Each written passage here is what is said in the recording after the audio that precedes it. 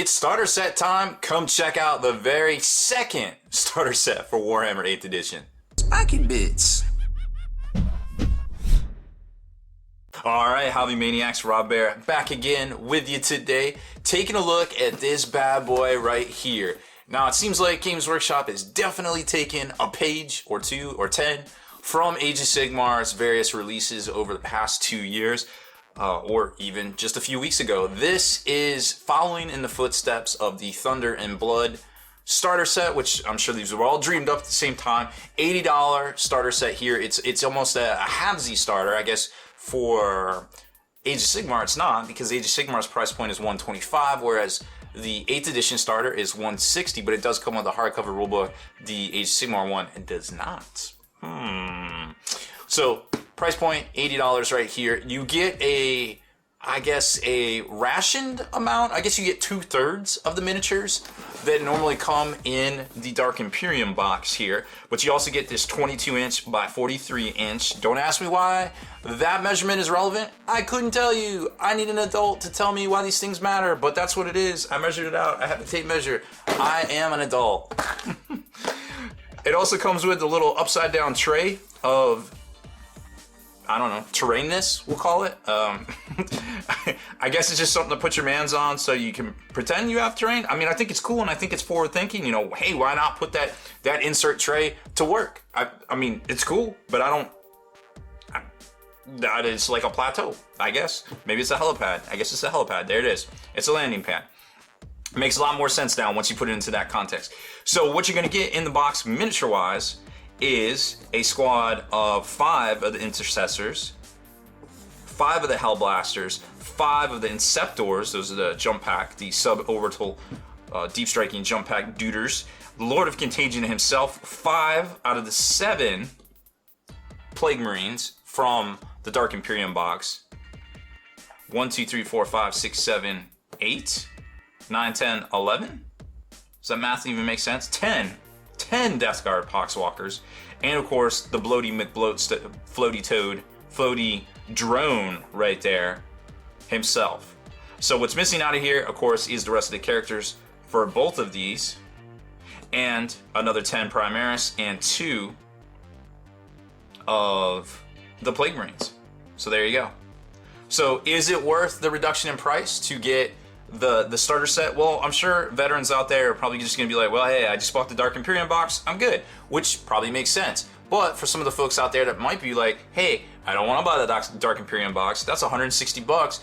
I'm down for the $80 box set that comes with some terrain and things like that, so I can check it out. Maybe more of the board gamer type folks. Hey, I've been hearing these Games Workshop minis are pretty cool. Let me check them out.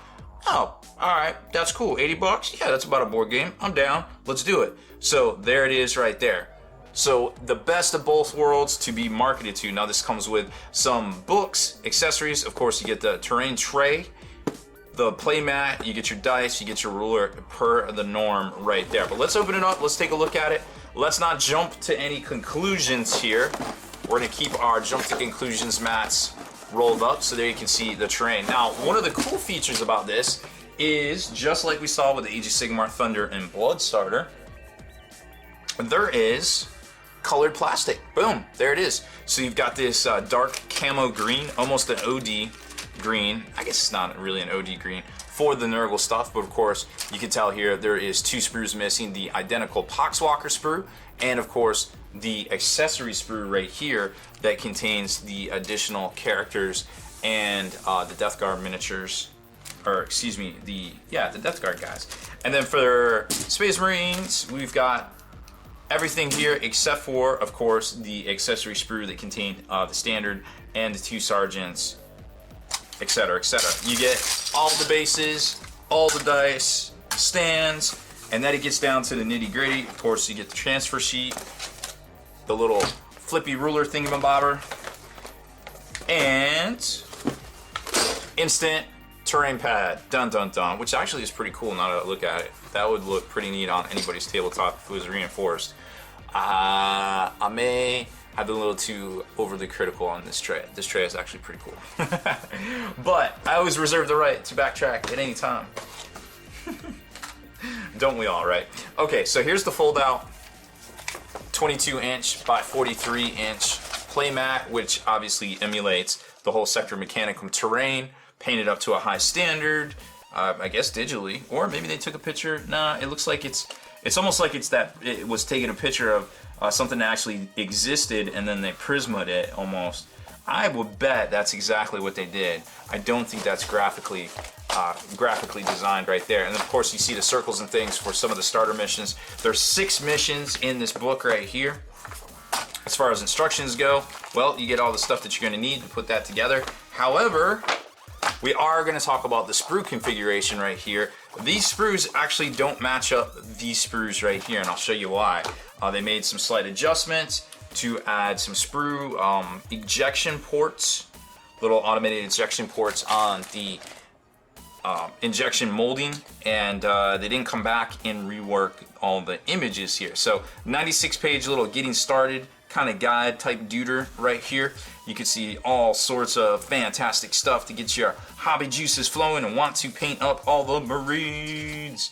Now there is no spoilers in here, no craziness, no little things lurking in the background as far as I saw. But then again, I always reserve the right to backpedal at any time, any and all times, in fact. But there is some great paint guides in here. Here they are right here. Some of this carries over, but for the most part, it's content we haven't seen yet, and definitely almost worth the purchase price alone just for this little tome right here. And then it gets into more stuff talking about how to paint up Poxwalkers and the Death Guard guys and some of the name stuff right here. All sorts of different things and details. Actually, we've seen this one before in the White Dwarf. And then it gets into start playing. Like I said, it's got some 6 missions in here to battle it out over, and then the expanded larger size, dun dun dun, little battle primer right there. And then it gets into a data sheet section where it shows you the versions that you're gonna come to expect out of the Index Astartes. Now I have not compared these to what's in the Index Astartes. We know there's already been some changes to how they worded things on the Nurgle side of things here for the Plague Marines. And this is still the starter version, not the version we saw in the little snap together, the ETB, the easy to build ones right there. So there's that. Now, as far as the miniatures go, don't care about you bases, don't care about you decals. Let's talk about some miniatures. So if you haven't already figured out how to cut these bad boys out right here, well, we got an easy diagram for you. Here you go. This is the sprue right here, and we're gonna turn it to orient towards what we have right here, and boom, there it is. Pause your screen, screen cap this. This will help you figuring this all out. So here's your floaty drone, 1, 2, 3, 4, 5, 6, 7, 8 pieces right there. Here's your loaded contagion, 1, 2, 3, 4, 5, 6, 7, 8 pieces right there. 8, is it 8? I think it's 8, because there's a little squiggly toe right there. And then it gets into the Death Guard, and one of these, or actually 2 sets, I think, are just random, like this piece right here and this piece right here, I think is the pieces that go on, that accompany this Death Guard miniature right here on the Poxwalkers. Got it? Okay, good. Now, on to the Space Marines, which actually don't match up. You're gonna get 2 identical sprues right here, and these are going to be your sprue B. And your sprue B, as you can see right here, automatically stops matching up right at that spot right there. This arm is out of place. And then you'll notice there's 2 heads right here. Hey, there isn't 2 heads right there. Whoa, what's going on, guys? You're throwing me for a loop. I don't know where to cut. I need an adult to show me how to do things. Well, I got your cuts right here. Here you go. Boop, boop, boop, boop.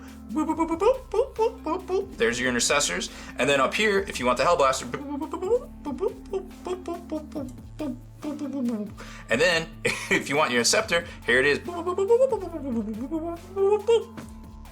And then there's the last intercessor right there. Got it? Okay, good. And then we jump over to the accessory sprue with the Gravis Sergeant, or excuse me, the Gravis Captain right here. And I think the sprue for the most part is correct. It looks correct on my sheet right here. So for the most part, he is an easy cut. Just comes down to right here and then over to here, and then you have your Hellblaster self-contained right there, and of course The rest of the stuff's going to be self-contained right here. The last intercessor. And this is the guy with the helmet and the pointy finger, which is actually right here. There he is. And your accessory right up there. Boom. Easy peasy, lemon squeezy. There it is. Your $80 brand new They Shall Know No Fear, No Fear starter for Warhammer 8th edition. Is it a value? Is it for you? If you're a veteran player, probably not. If you are a new player, quite possibly. If you don't want to spend a bunch of money on the new $160 starter set, I think it's a good value for you.